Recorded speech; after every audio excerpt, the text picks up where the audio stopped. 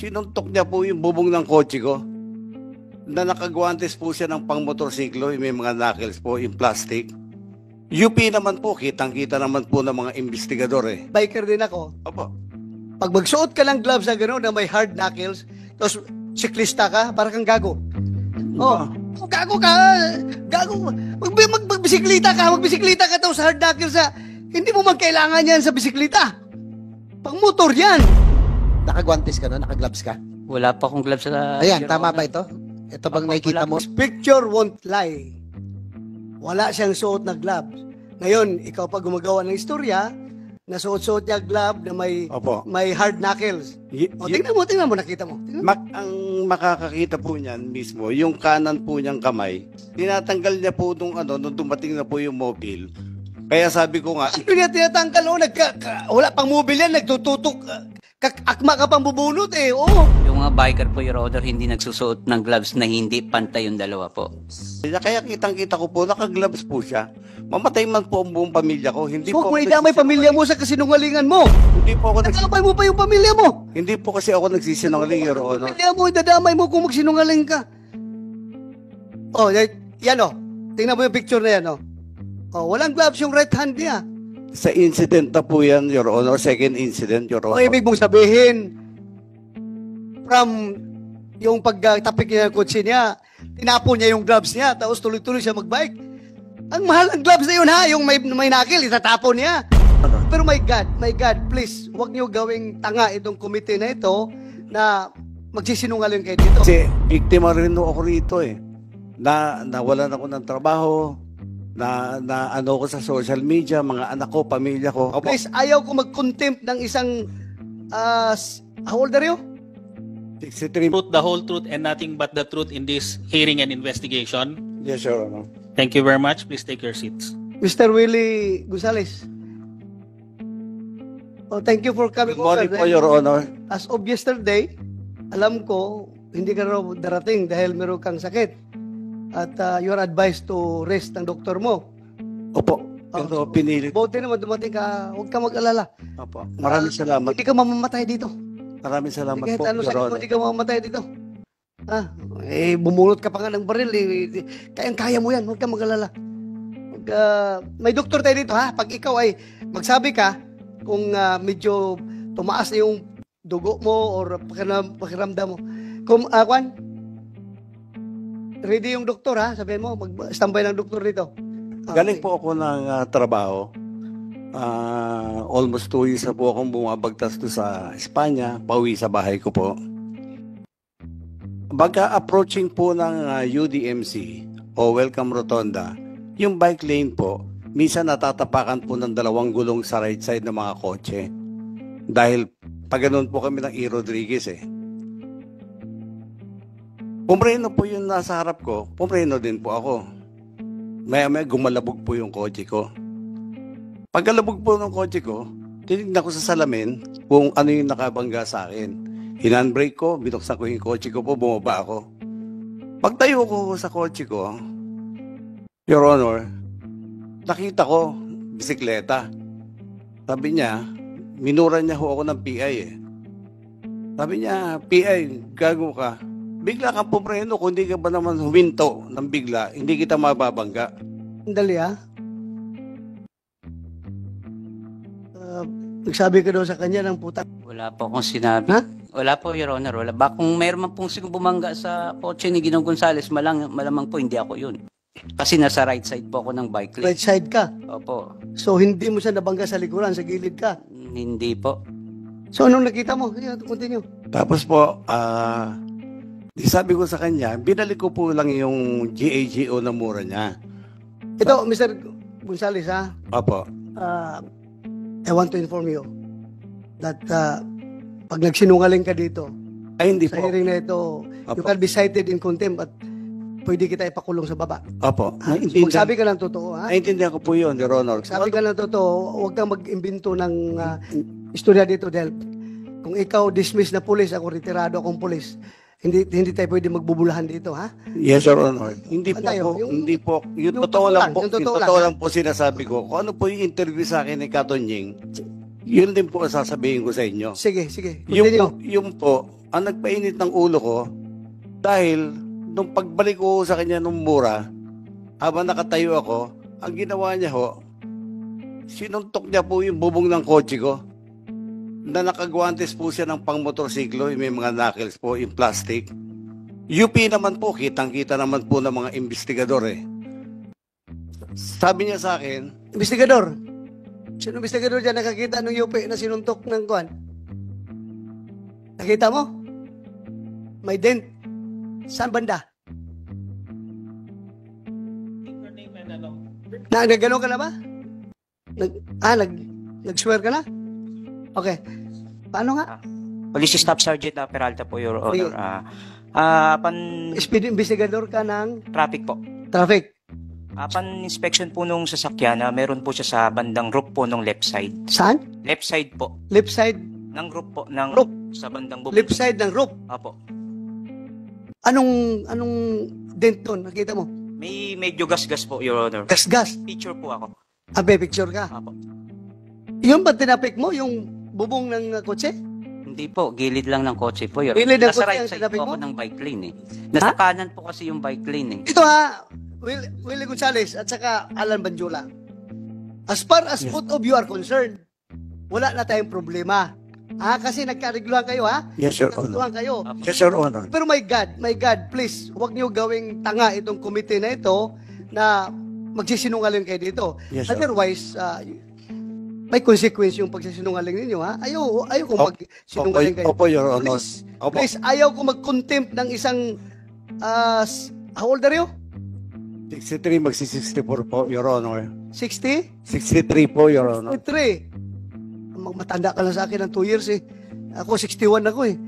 Oh, so, ayaw ko mag-contempt ng Ang sinasabi ko lang, taong na may sakit. ang sinasabi, According to you, may sakit ka, ha? opo.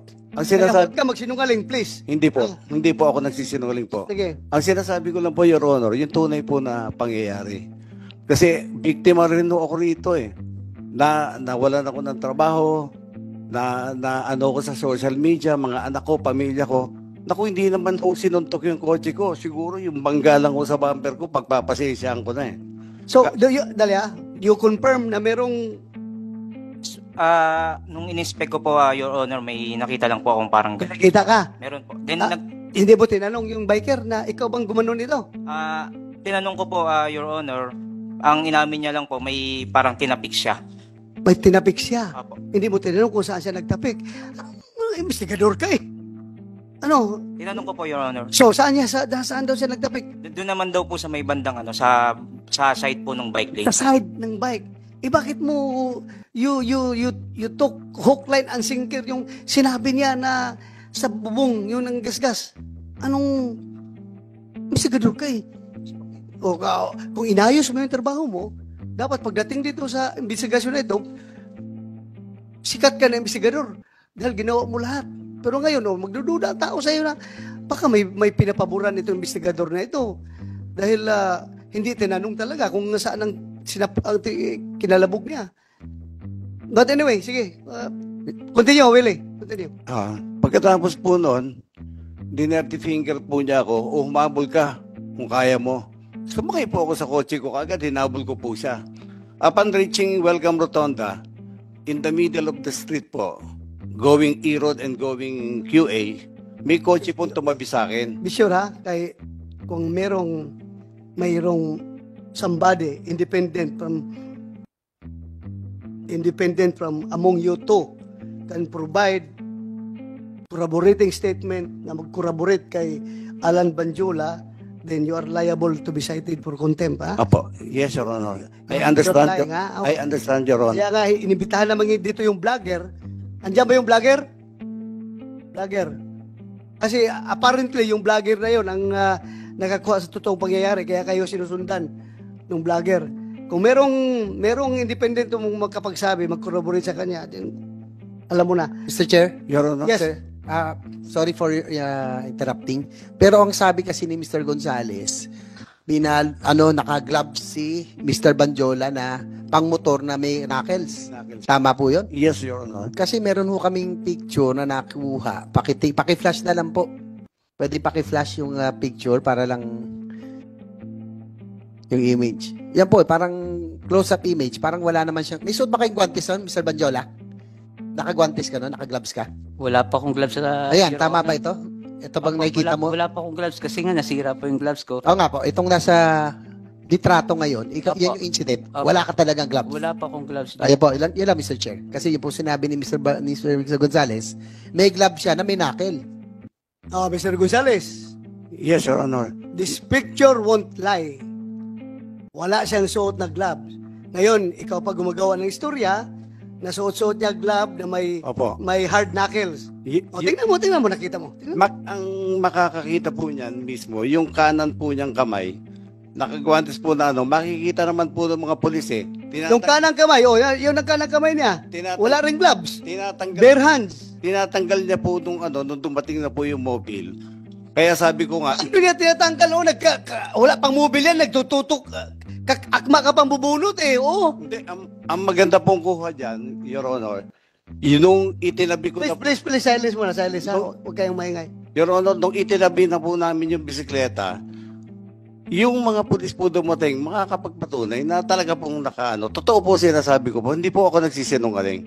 Kaya hindi- nga, totoo siya sabi mo, pero totoo rin itong picture na ito, na nagsasabi na wala siyang gloves. Alam mo, Mr. Gonzales, kahit ano sabihin mo, ang tao na nanonood, sabihin nila na, dati kang pulis. Kagaya naman kung palagi nalang sabi ng mga pulis sinungaling. Pulis ka, di ba? Pulis ako. Hindi po ako. Ayaw natin masira yung organisasyon natin at pag i-accuse tayo na sinungaling. Hindi po ako nagsisinungaling, Your Oo. Honor. Kitang, Paano nga yan? How can you yung kaya ko nga ho i-describe po yung guantes niya. sige, describe mo. Kulay itim po, tapos meron po na bilog-bilog dito na plastic po, hard plastic. Yung kanan pong kamay niya. Kaya nga, wala mang yung kanang kamay mo lang daw, may suot na gloves na may hard plastic. Yung mga biker po, Your Honor, hindi nagsusuot ng gloves na hindi pantay yung dalawa po. Mr. Chair, meron din akong Yes, picture ng right. That's it. right hand niya. Wala talagang gloves eh. Ito, papaplas ko namin dyan. Wala talaga siyang suot na guantes. Nandito na sa cellphone ngayon. Your Honor, Dali lang, Mr. Gonzales, sandali lang. sige po. Very clear dito. Wala siyang hawak, wala siyang gloves talaga. Your Honor, Basta ako ha, biker din ako. opo. Pag magsuot ka ng gloves na gano'n na may hard knuckles, tapos siklista ka, para kang gago. Gago ka. Gago. Magbisiklita ka tapos hard knuckles hindi mo magkailangan yan sa bisiklita. Pang motor yan. Your Honor, hindi po ako nagsisinungaling. May mga nakakita naman ng mga tao doon na baka ho nung bago ko siya abutan ay tinanggal niya na po dahil UP po talaga yung kotse ko po. Hindi po mayu-UP yun, ng bare hands lang po, Your Honor. Pero kung ako pasuntukin mo sa kotse mo, Ay malakas. mas malaking UP yung kahit na bare hands ko lang. Gaganon ko Yes yung po, kotse mo. naiintindihan ko po, Your Honor. Pero Sana, huwag tayong manufacture ng istorya dito, Mr. Gonzales, ha? Kasi hindi po ako nagmamanufacture. regardless kung nasabi mo niya sa ibang forum na naniniwala sila, not in my committee. You cannot fool this committee, ha? Yes, Your Honor. Very clear yung nakikita doon sa picture na wala siyang gloves. Yun nga ho ang problema ko. At the time of the incident po, magkaharap po kami. Nung sinuntok po niya, harap po ako. Malapit po ako sa kanya sa distansya niya. Kaya kitang-kita ko po, naka-gloves po siya. Mamatay man po ang buong pamilya ko. Hindi So, po kung idamay pamilya mo sa kasinungalingan mo, Hindi po ako nadamay mo pa yung pamilya mo. Hindi po kasi ako nagsisinungaling, Your Honor. Pamilya mo, idadamay mo kung magsinungaling ka. Yan tingnan mo yung picture na yan, walang gloves yung right hand niya. Sa incident na po yan, Your Honor. Second incident, Your O Honor. ibig mong sabihin, from yung pagtapik niya ng kotse niya, tinapon niya yung gloves niya, tapos tuloy-tuloy siya magbike. Ang mahal ng gloves na yun ha, yung may nakil, itatapon niya. Hindi ko po alam kung nilagay niya po sa belt bag niya o saan po. Pero basta ako po nagsasabi po ako ng totoo sa inyo, Your Honor. Mataas po respeto ko po sa inyo. Yes. Wala na tayo dyan sa respeto. Ako rin nagrespeto rin ko sa'yo.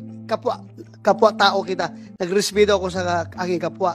Pero kung halata naman masyado na nagsisinungaling ka dito, I cannot out of respect to this committee, hindi ko rin tatanggapin yung sinasabi mo. Hindi rin ako maniniwala talaga. Sige lang, continue. Anyway, after that, please. Tapos po, sumakay po ako sa kotse ko, hinabol ko po sana siya. Nag-isip po ako, baka madamay pa yung trabaho ko, gulo, bagong opera din ako sa spine. Mahina na rin naman ako, inisip po gulo pa to. May tumabi po sa aking kotse, bukas po kasi yung bintana ako dahil hinahanap ko kung saan siya nagpuntang way, kung E-Road o Quezon Avenue. Sabi nung kotse, yung sumuntok sa kotse mo, dumiretso ng QA. So, diniretso ko po ng QA.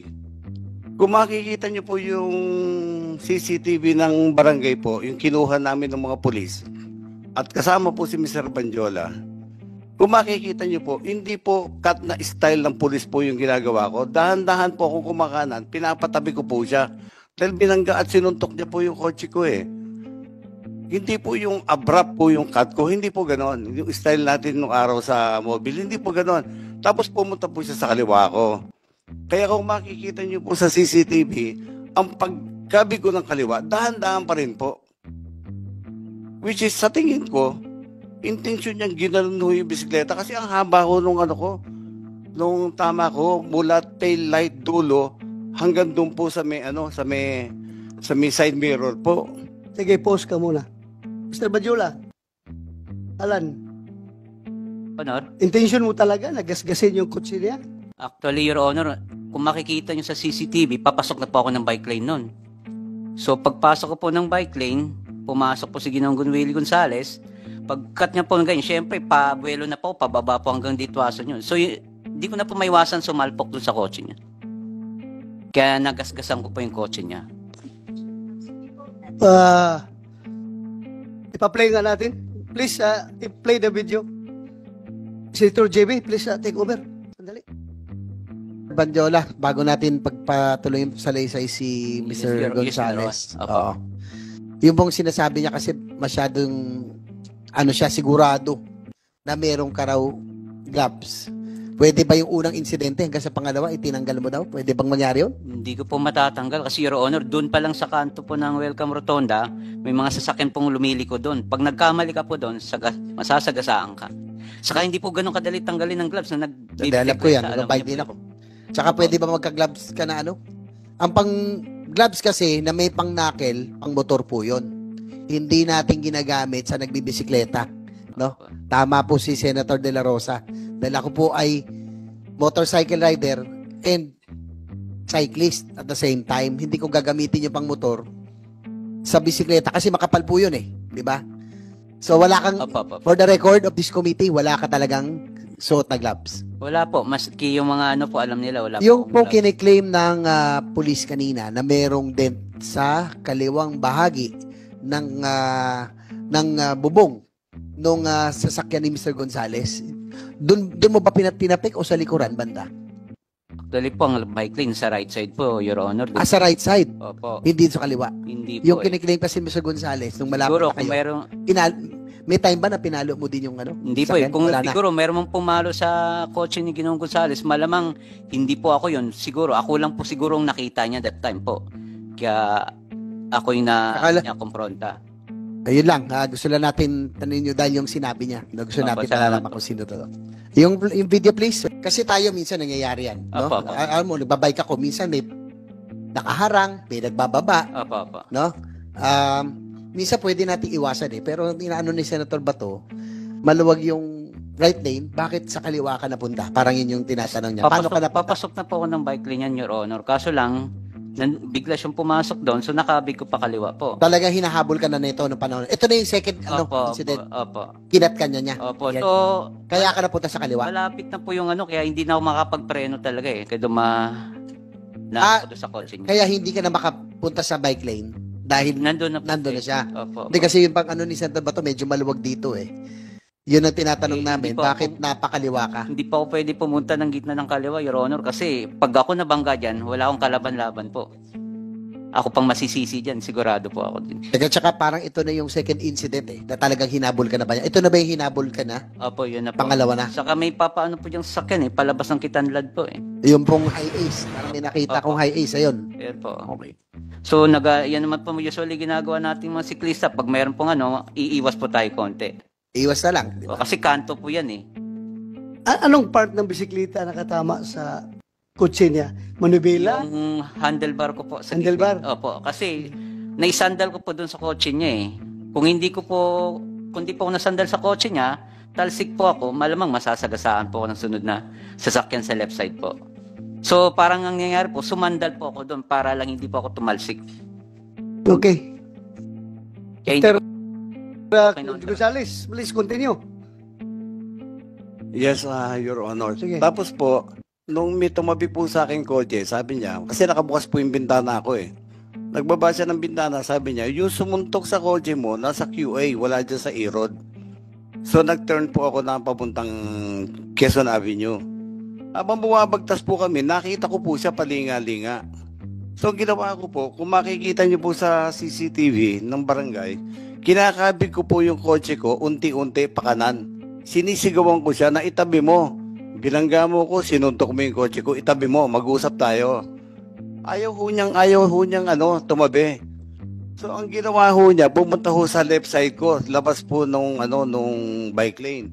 Kaya kung makikita niyo po, labas na po ng bike lane, yan po, yung pagpasok ko po sa bike lane na yan, dahil nga ho, pinapatabi ko siya. Yung paglabas ko naman po dyan sa bike lane na yan, dahil kumaliwa nga po siya, pumunta siya sa left side. Na ayaw naman ho talaga niyan tumabi.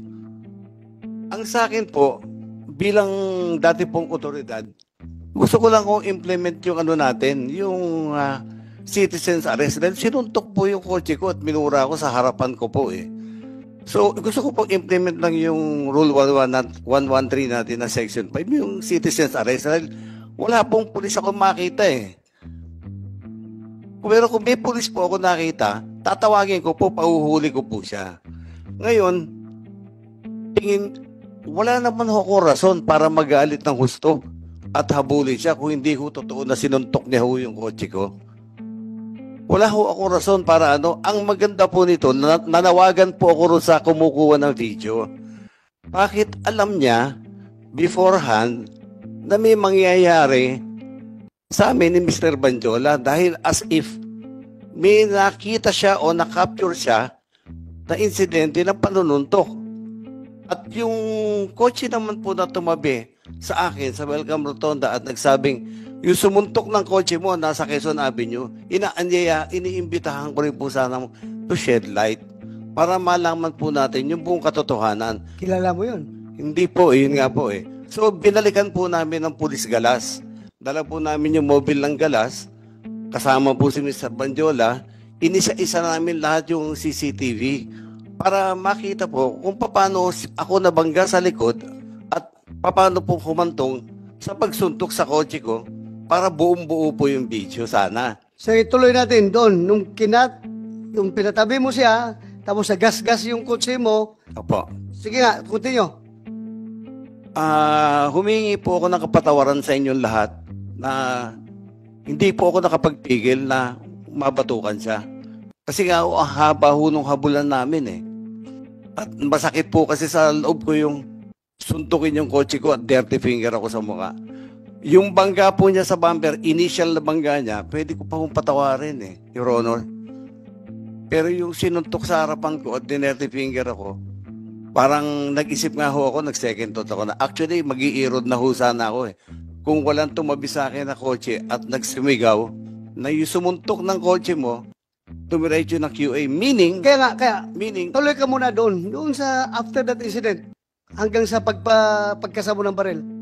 Apo. Pagbaba ko po, sabi ko, ba't ayaw mo tumabi? Kanina pa kita hinahabol. Sabi niya, bakit? Ano ba ang problema? Sabi niya ho. Yung mata niya nanlilisik. Siyempre, mahina na ho ako, matanda na ho ako Dumidepensa po ako, maatras ako. Pero inamin ko na po, umingi po ako ng tawad dahil nabatukan ko po siya. O ikaw una ng batok. Opo. Oh, Inaamin batok ka. po yun. Siguro dala po na silakbo ng damdamin ko sa pagkakasuntok niya po sa kotse ko, Your Honor. Yun lang So po. nung pinatukan ka, nalilisik na yung mata mo na atakiin mo siya? Hindi po, Your Honor. Actually, normal reaction lang po sa atin yung pag binatukan tayo, magre-react po tayo kahit sinong tao po. Anong reaction mo? Susugurin ko sana siya. Susugurin mo siya? Opo. Kasi reaction ko, Sigurado ka, susugurin mo siya? Ha? gumalaw po ako ng ganun eh. Ah. Nagano po ako sa, So, sinabi mo ngayon na susugurin mo sana siya. kasi binatukan niya po. Binatukan ka nga eh. Oh, reaction ko po talaga yun na pag bumaba ako ng bike, anin ko siya Oh, may baril po kaya hindi na po ako na matas ka. matras po ako. Baril po yun, wala akong patama doon. Tuloy ko lang. Ikaw, bakit ka nag-decide na kumasa ng baril? Bumunot at kumasa ng baril? Ang intention ko po noon, bumunot ako at nagkasa ng baril dahil pasugod po siya sa akin. Kahit i-review po natin yung inamin naman niya, susugod siya.